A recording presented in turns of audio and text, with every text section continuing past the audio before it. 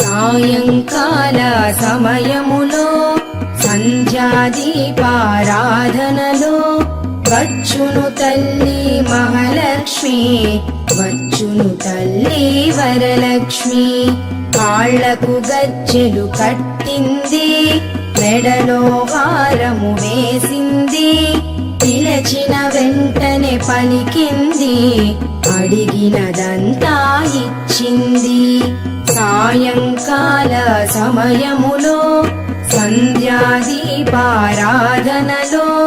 వచ్చును తల్లి మహాలక్ష్మి, వచ్చును తల్లి వరలక్ష్మి.